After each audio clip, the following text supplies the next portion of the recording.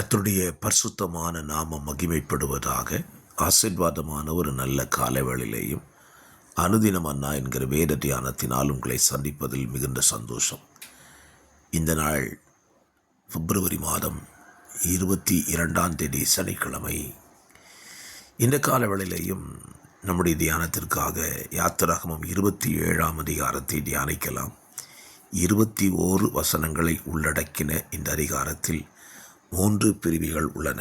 ஒன்று, பலி செலுத்தக்கூடிய பலிபீடம் எப்படி இருக்க வேண்டும் என்றும், பரிசுத்த கூடாரத்தின் வெளிப்பிரகாரம் எப்படி இருக்க வேண்டும் என்றும், குற்ற விளக்கு எப்படி இருக்க வேண்டும் என்பதையும் தெளிவாக இந்த அதிகாரத்தில் ஆண்டவர் மோசேயினிடத்தில் சொல்லியிருக்கிறார்.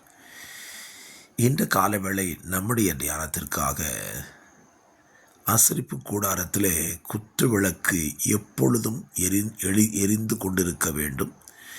அதிலே இடித்து பிழிந்த ஒலிவ எண்ணெயை ஊற்ற வேண்டும் என்று கர்த்தர் மோசேயினிடத்தில் சொல்லுகிறார். ஆசரிப்பு கூடாரம் எப்போதுமே வெளிச்சமாக தான் இருக்கணும். அது இருள் சூழ்ந்து கொள்ளவே கூடாது. இன்றைக்கும் நம்முடைய வாழ்க்கையில் நமக்குள் இருக்கிறதான நம்முடைய இருதயம், அந்த இருதயத்தில் இருள் எப்பொழுதும் குடி கொண்டிருக்கவே கூடாது.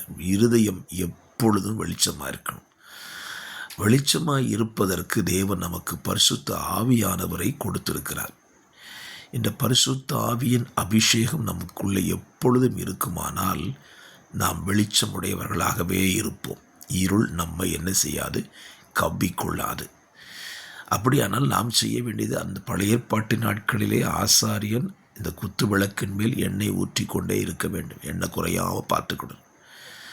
நம்ம வாழ்க்கையிலையும் நம்முடைய ஜீவிதத்திலையும் பரிசுத்தாவியின் அபிஷேகத்தை குறைவில்லாமல் நாம் பார்த்து கொண்டுவோமானால் நம்மிடத்தில் இருள் கவ்விக்கொள்ளவே கொள்ளாது. பரிசுத்த ஆவியானவர் என்பது நம்மை வெளிச்சத்தில் வைத்திருக்கிறவர்.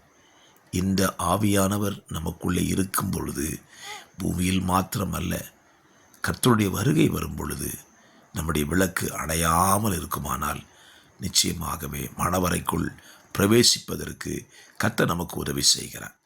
ஆகவே இந்த காலவில் இந்த நல்ல சிந்தையோடு இந்த நாளை துவங்குங்கள். கர்த்தர் உங்களை ஆசீர்வதிப்பார். பரிசுத்தமுள்ள பிதாவே, இந்த காலவெளியில் தியானத்துக்கு தந்த வசனத்தின்படி எங்கள் இருதயங்களிலே எப்பொழுதும் பரிசுத்தாவின் அபிஷேகத்தை நாங்கள் காத்துக்கொள்ள, விளக்கு எங்களுடைய இருள் எங்களுக்குள்ளே கவ்வாதபடி காத்துக்கொள்ள எங்களுக்கு உதவி செய்யுங்க. வார்த்தையை கேட்கிற நம்முடைய பிள்ளைகளை ஆசீர்வதியும். இயேசுவின் நாமத்தில் தாழ்மையோடு ஜெபிக்கிறேன். ஜெபம் கேளும் நல்ல பிதாவே. ஆமேன், ஆமேன். God bless you.